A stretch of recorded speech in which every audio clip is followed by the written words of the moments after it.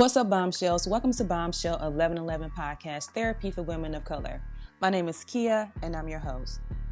Generally, podcasts request donations, but I want you to show love by simply subscribing to my social media platforms by visiting my website at www.bombshell1111podcast.com.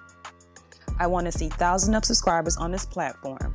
Leave your comments and I'll show love by shouting you out on my social media platforms such as Instagram and Facebook. I want to thank you for your continued support as always. And with that being said, let's jump into this new episode.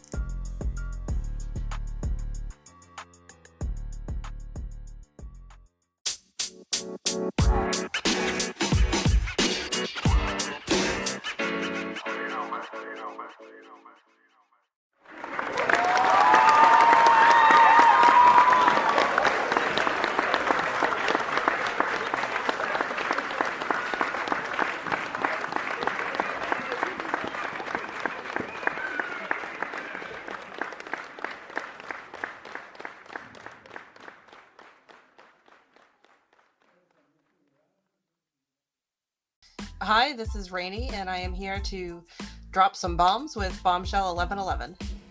Welcome back, Bombshells. I'm Kia, and I'm your host. Tonight, you guys will be talking about hypnotherapy with our special guest, Rayne. So let's get into it, Bombshells. Welcome, Rayne. How are you? Good. How are you? I'm good. Thank you so much for deciding to come on the podcast and share some of your knowledge and tools all the way from Rhode Island. Thank you so much. Thanks for having me. So, without further ado, I always like to start off the podcast with allowing the guests to give a short description of who they are and their expertise, even though I do have it down below in the description box. But I like to allow this time so the guests can formally introduce themselves. So without further ado, can you just give us a short description of who you are, where you're from, and what you do? Sure. So my name is Rayne, like you said. I am a hypnotherapist from Rhode Island, and I specialize in empowering mothers who are dealing with their child's mental health issues. So not necessarily that they have their own mental health issues, although, many of us do. Depression, anxiety, whatever, but their children are going through these things, and I help them and manage that better and manage their own reactions to it, their own journey through that, very difficult time. And so, Rayne, for those individuals who don't have an understanding or may not be familiar with the terminology, what exactly is a hypnotherapist? And tell us tell us about three things from your title that you do. Okay. So hypnotherapy is, hypnosis has a bad rap from TV and movies, and it's not like the stage show hypnosis. It's really just super relaxed meditation. If you ever do meditation with affirmations, it's very similar. It's hypnosis and suggestions are similar. The difference is that as a hypnotherapist, I structure the entire session for you. It works on what your triggers are, things that are relaxing to you, things you want to change. So it's more personalized. And the hypnotic state is very similar to if you're driving a route that you drive all the time.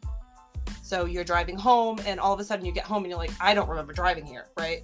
I think that happens to everybody. That's the hypnotic state. While you're in that, you don't remember how you drove there. That's the hypnotic state. And we go in and out of it throughout our day. It's just a natural state that we enter. So really, as a hypnotherapist, I just help you get to that state, that relaxed state where we can kind of talk to your subconscious.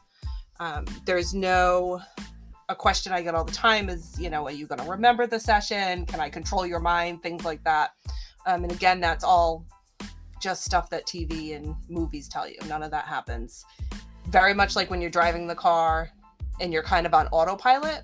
Mm-hmm. If something were to happen, a car walks, pulls out in front of you, or a person walks in front of you, you're going to stop, you're going to snap out of it. You're going to be fully aware of what's going on. So the same thing when you're in a hypnotic state. You're still aware of your surroundings. If I said something that didn't resonate with you, you would come out of it. So that's one of the things. That's regular hypnotherapy. The other thing I do is regression work, Mhm. which is going back to a traumatic event and restructuring the way you perceive that event, restructuring your thoughts and beliefs about that event. And that's a little more intense, but it's still the same state. And we have conversations while you're in hypnotherapy. Like while you're in the hypnotic state, we have a conversation to kind of reframe whatever the event is that you go back to. And so, Rayne, some practitioners argue that children are better candidates for hypnotherapy than adults because, of course, children are more receptive because they're like sponges. They're easier to grasp things, learn, where adults kind of are like set in their ways. Just from your personal experience, do you agree that children can benefit from hypnotherapy? And if so, why? I think everybody can benefit from hypnotherapy.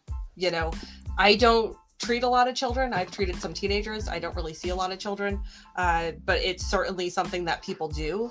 And yes, they're susceptible, but I also have never come across somebody as of yet that was not able to be hypnotized, that did not have a positive experience from it.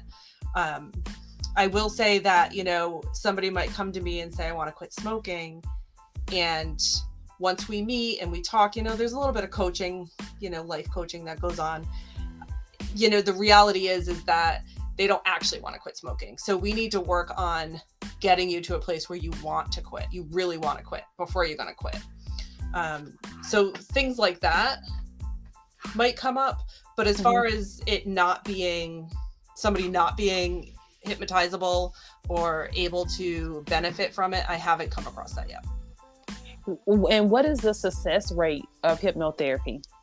So when I do hypnotherapy, so when I work with mothers, right, that's a longer period of time. That's a really all-inclusive, usually it's about 3 months, although I do shorter terms where we really delve into, we do regression work, we do inner child work, we do hypnosis work. I teach them self-meditations and ways to kind of learn your triggers, because when you're dealing with children who are triggered all the time, they trigger you, right? Your child's having an anxiety attack. They might do something that triggers your own anxiety, and then you're having an anxiety attack and it just spirals. So it's a way to learn your own triggers, all that type of thing. So there's a lot more to it. It's really all-inclusive and it's more deep work. If you're seeing me one time for, say, I'm afraid of driving, which I've had before. So we might meet 1 to 3 times. And what I do is I record the sessions and then I send you home with them. So I will send you home with the recording and I say, listen, you need to listen to this every day for a week, 10 days, maybe 2 weeks, depends. And the point of that is that you're not going to see me once and be cured. You kind of need to do the homework. The recordings are like 20, 30 minutes. It's not a long time out of your day, but you kind of need to commit to that because your subconscious needs to understand what you're saying. So when you first come see me, if you don't relax fully and you don't feel, you're questioning me and you're analyzing everything I say, your subconscious isn't in charge. Your conscious mind is. So the more you listen to it, the more you know exactly what I'm going to say. You're bored with it. Your mind can kind of zone out, and then your subconscious is listening, and then that's when it's going to work. So I tell people the only time people are not successful is if they don't follow through. So if you come to see me once and you don't listen to the recording, I'm not going to guarantee you that anything's going to get better, right? If you do the work and you listen and it's not a lot of work, it's 20, 30 minutes of your day, but if you do it every day for a week or two, I have never had somebody not show improvement.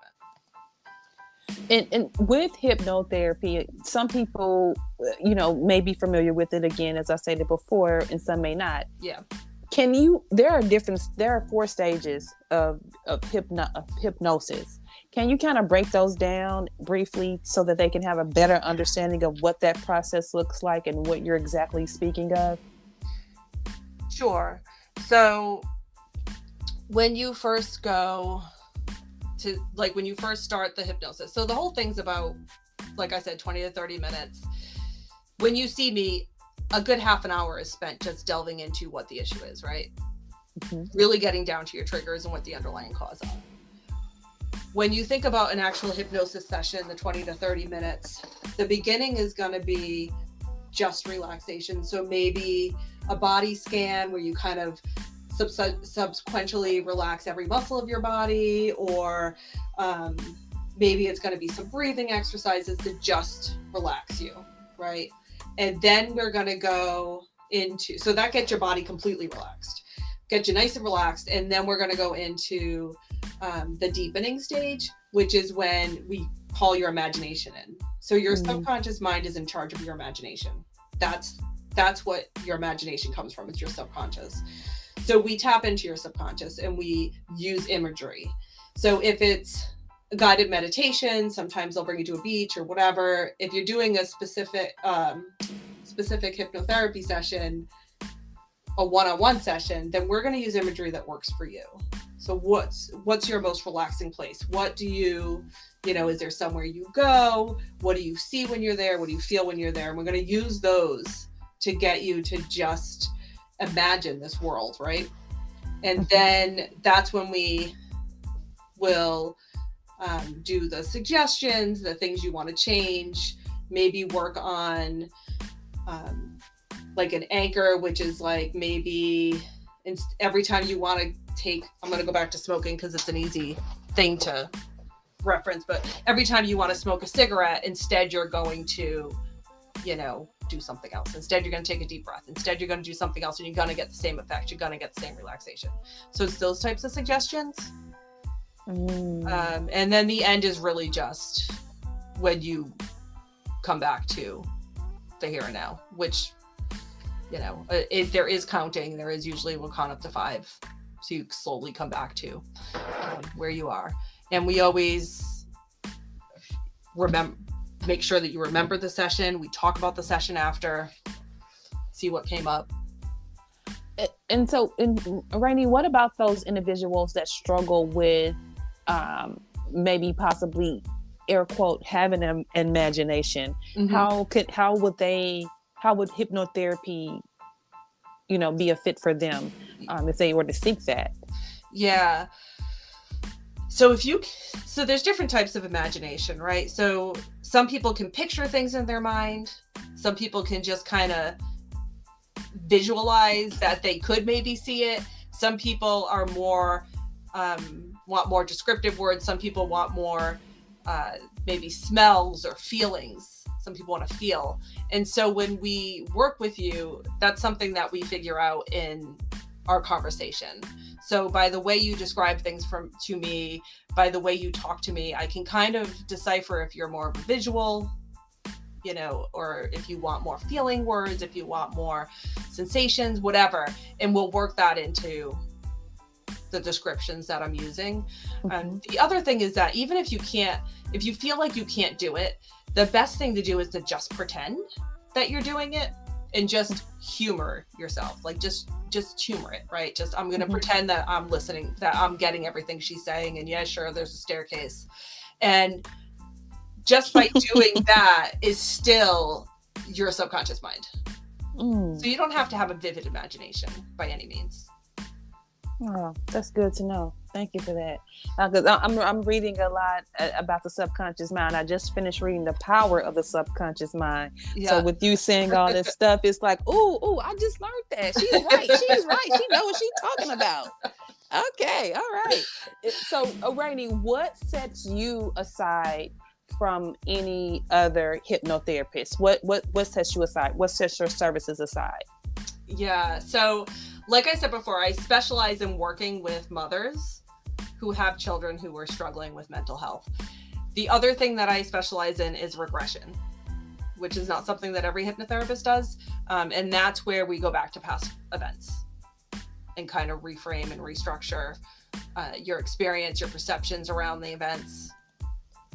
So I would say those are the two things that are my specialty, so to speak. Okay. And so for the listening audience, if they would like to get connected to you for services or for more information, what are your social media handles, or how would they go about getting connected to you, Rayne?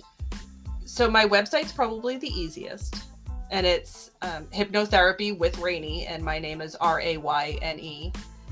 And all of my social medias are linked on my website, but Facebook, I'm Hypnotherapy with Rayne. Instagram, Hypnotherapy with Rayne. I want to say maybe like LinkedIn, I might be Rayne Smyth. Pinterest, I might be Rayne Smyth. I'm not sure. But okay. Yeah, I mean, Hypnotherapy with Rayne isn't usually taken. So if you look that up, you should find me. So I'm not too hard to find. My name's not too hard to find. Oh, goodness. Rayne, is there anything you feel that I missed that you like to share with the listening audience? I don't think so.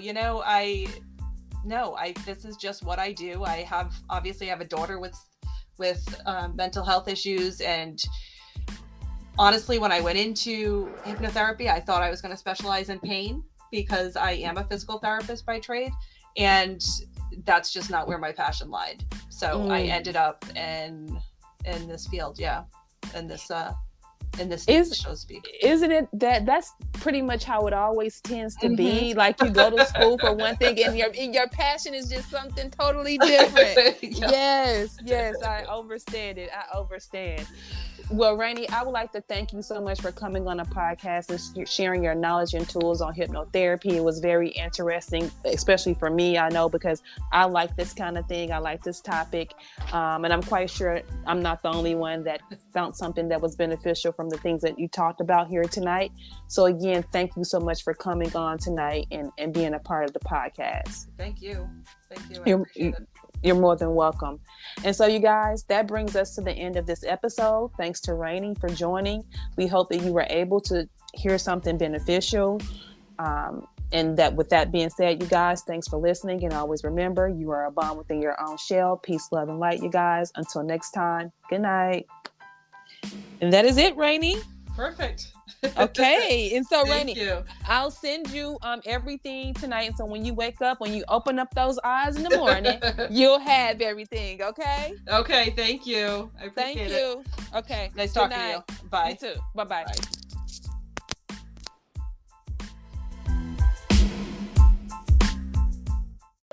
If you enjoyed this podcast, please make sure you subscribe so you're notified when a new episode is posted, rate, review, and share this podcast with your family and friends. Thanks so much for listening, and I hope you're leaving with some valuable information that can help you on your personal journey. Also, check us out on Facebook, YouTube, and Instagram at Bombshell1111 or at Bombshell1111 TV. You can also check out our mental health page, Your Health is Your Wealth, on Facebook, which is a page created to inform and support individuals with mental health and other health conditions. And with that being said, always remember, you guys, you are a bomb within your own shell. And until next time, peace, love, and light.